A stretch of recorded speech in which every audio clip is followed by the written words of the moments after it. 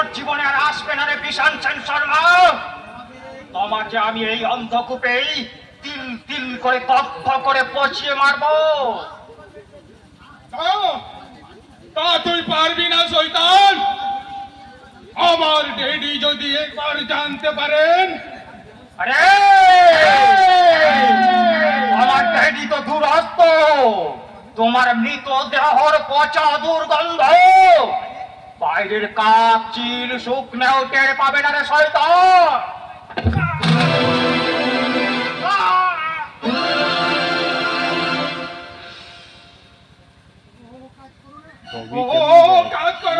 কেমন দেখ বইটা একবার ডাউন আমি জোহাত করে তোমার কাছে ক্ষমা চাইছি। সিনটা দেখতে কোন সময় সাইলেন্ট হয়ে যাবে। আমি আমার কাজের জন্য জটিল কিছু অনুতপ বল বল জানোয়ার, কোন অনুতপের বিনিময়ে আজ আমার বাবাকে ফিরে পাবো আমাদের পলাশতলা গ্রামের হাসি খুশি ভরা শান্তির সংসার।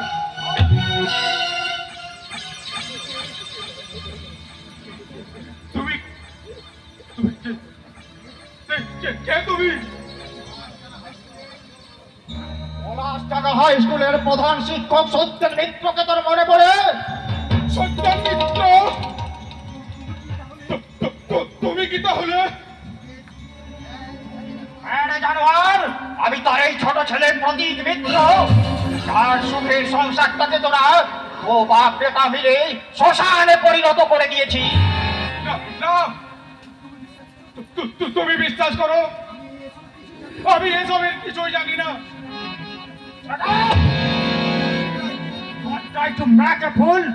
মিথ্যা কথা বলার চেষ্টা করলে চাপকে পিঠের চামড়া তুলে নেব শয়তান।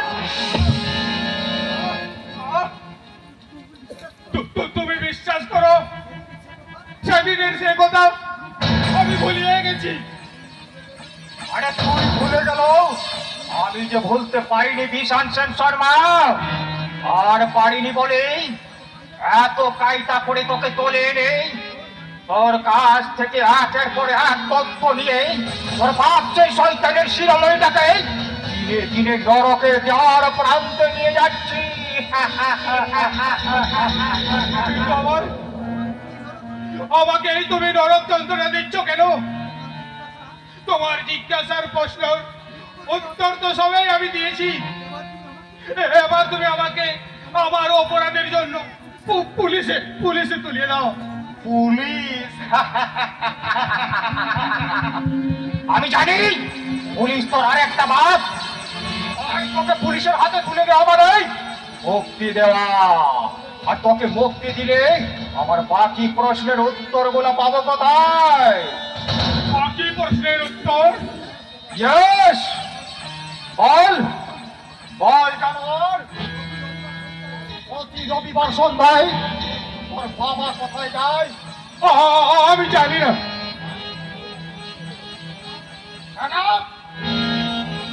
মিথ্যা কথা বলার চেষ্টা করলে তোর জিভটাই আমি কেটে নেবো শয়তান। বল, সত্যি কথা বলবি না তোর জিভটাকেই আমি?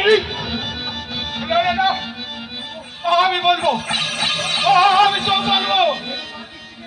ডেডি পাস স্ট্রিটে একটা হোটেলে পায়জিনা যেতে যায়। এটা কখন? ভোর 2:30-3টায়। কি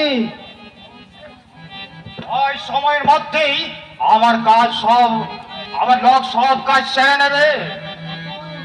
আরে পঙ্কজ, দূরে দাঁড়িয়ে কেন?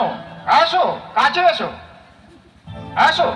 বলো দাদা, একটা ছোট ছেলে আমাকে ডেকে পাঠালো কেন? আপনি কে? কেন আপনি আমাকে ডেকে পাঠালেন? তার আগে বলো, তোমার বোনের অসম্মানের প্রতিকার হিসাবে তুমি কি করেছো? কিছুই করতে পারিনি, শুধু বাড়িতে বসে নীরবে চোখের জল ফেলেছি। বুঝতেই তো পারছেন গরিব হওয়ার কত জ্বালা। Shut up!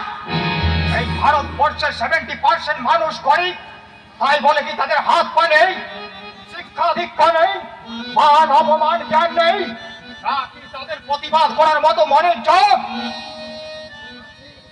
আছে, আছে, সব আছে দাদা, কিন্তু না, কোনো কিন্তু নয়।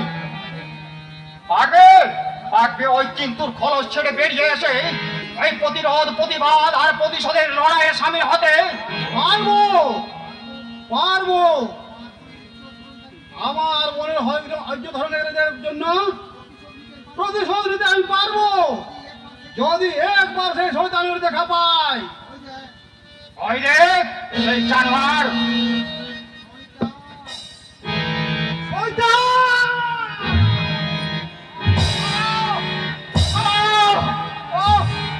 অঙ্ক না, ওকে তোমায় শেষ করতে হবে না। ওকে শেষ করার ইচ্ছা থাকলে ওকে যদি আমি প্রথম দিনে ওর লাশটা গায়েব করে দিতাম, তাহলে বাইরের কাক পক্ষীও টের পেত না। আর ওকে শেষ করলে যে এই চন্দনপুরের সব শয়তানি শেষ হয়ে যাবে তারও কোনো ঠিক নেই। তাহলে আমি চাই সব শয়তানের মূলচ্ছেদ করতে, আর সেই জন্য তোমাকে আমার বড় প্রয়োজন।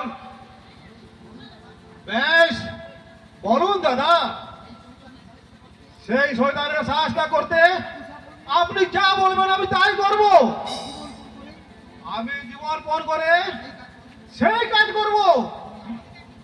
তুমি আপাতত বাইরের ঘরে বসো, আমি তোমাকে সময় মতো তোমার সব কাজের দায়িত্ব বুঝিয়ে দিচ্ছি। বেশ, আপনার কথা মতো কাজ করে যদি এই চন্দনপুরের মানুষের মুখে একটু হাসি ফোটাতে পারি, তাহলে আপনার কথা মতো আমি সব কাজ করতে রাজি দাদা, স্বর্গও যেত রাজি। নরকে নয় পঙ্কজ রায়, এদের মতো নারকীয় শয়তানদের জমালয়ে পাঠিয়ে এই চন্দনপুরের নিরন্ন মানুষ আর স্বর্গীয় হাসিটা আমরা পরিষ্কার করে দেব।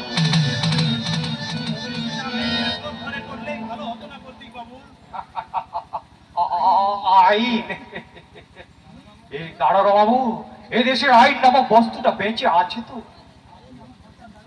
আপনি আপনি আমাকে বাঁচান দারোগা বাবু, নইলে এই শয়তান আমাকে শেষ করে ফেলবে। কার্তিক বাবু, একজন আইনের রক্ষকের সামনে আইনের অসম্মান করে আপনি কিন্তু কাজটা ভালো করছেন না। আইনের রক্ষক? কে আপনি? আপনারা?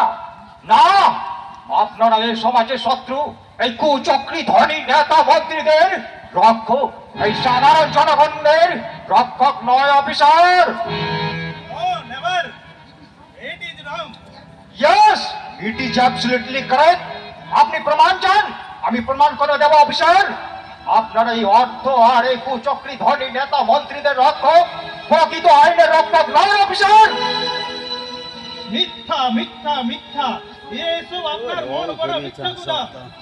বাস্তবের সঙ্গে যার কোনো মিল নেই। করতে না হবে। বেশ, বলুন তো অফিসার, 8 জন শ্রমিক নেতা প্রভাত রায়ের বোনকে কিডন্যাপ করে এই শয়তান তার বাগান বাড়িতে নিয়ে গিয়ে দিনের পর দিন ধর্ষণ করত, সেই অসহায় আর নির্যাতিতা নারীকে উদ্ধার করার জন্য আপনি কোথায় কোথায় রেড করেছিলেন? আর তার ফলেই বা কি হয়েছিল? স্ট্রাংসে 24 বার মুখ ঢুকছে। আমি অন্য ইয়াদে কোনো চেষ্টাই করেন না অফিসার, কারণ বিরাট ব্যাপার। আপনাদের বিচারে এই গরিব মেয়েদের মান সম্মান আর ইজ্জতের কোনো দামি কি ঢুকছে কেন তাছাড়া টেনশন ওর দাদাদের কাছে রাশি রাশি টাকাও ছিল ঢুকছে না নিয়ে আপনাদের টেনশন পকেটে ভরিয়ে দেওয়ার মতো। ছাড়িয়ে দিতে বইটাই। এ আপনার ভুল ধারণা। আমি সেই গরিবের মেয়েটিকে উদ্ধারের কোনো চেষ্টা না করলেও আজ আপনি ছুটে এসেছেন এই ধনীর আদরে দুলালের ছেলেটিকে উদ্ধার করার জন্য। কারণ এই যে আপনাদের কাছে আলাদিনের আশ্চর্য প্রদীপ, একে আপনারা যতই নড়াচড়া করবেন ততই রাশি রাশি টাকার বন্ডল এসে আপনাদের পকেটে জমা পড়বে।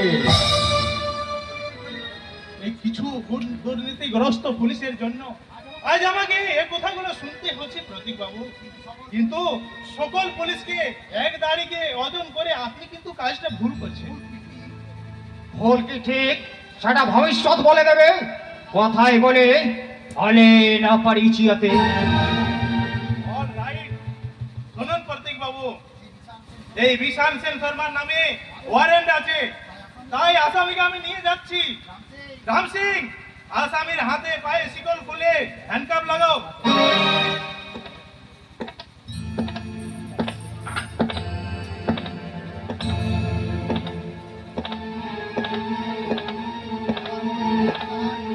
আবার বলুন তো অফিসার, ঠিক কতক্ষণ পরে একে ছেড়ে দেবেন বলে ঠিক করেছেন? What do you mean? আপনি আইনের দাস, আর এই দেশের আইন তথা প্রশাসনের ধর্ম এটাই। আমি প্রমাণ করে দেব যে আপনার কথা মিথ্যা। ওকে, আমিও তার এই অপেক্ষায় রইলাম অফিসার। মনে রাখবেন, ওর যদি উপযুক্ত শাস্তি বিধান না করে ওকে ছেড়ে দিন, তাহলে ও আইনের হাত থেকে ছাড়া পেলেও আমার হাত থেকে রেহাই পাবে না। প্রতীক বাবু, একজন পুলিশ অফিসারের সামনে আপনি আইনের কথা বলতে পারেন না? আরে কি পারি না কি না পারি তার কৈফিয়ত আমি আপনাকে দিতে বাধ্য নই অফিসার। আপনি আসামিকে নিয়ে যান, আশা করি আপনি আপনার কথার মর্যাদা রাখবেন। যান। বেশ, আমিও আপনাকে বুঝিয়ে দেব যে পুলিশ মানে জনগণের শত্রু নয়। এই ইন্সপেক্টর স্বাধীন দত্ত কারো টাকায় বা অঙ্গুলি হেলনে চলে না। রাম সিং, আসামিকে নিয়ে আও। चलिए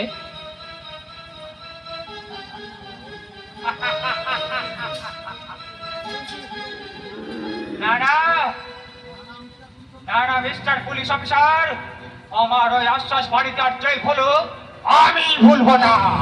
আমার কাজ ফ্রেন্ডস আমি ডাউন নিজেই করতে করে বলবো নেব। সমাজ যথা ঘৃণ দুর্বলতা হে রুদ্র নিষ্ঠুর যেন হতে পারি তথা তোমার আদেশে। পুলিশ অফিসার, তোমাকেও আমি বুঝিয়ে দেবো যে কথার কাজের অ্যাডজাস্টমেন্টের অপর নাম প্রতীক। প্রতীক মিত্র।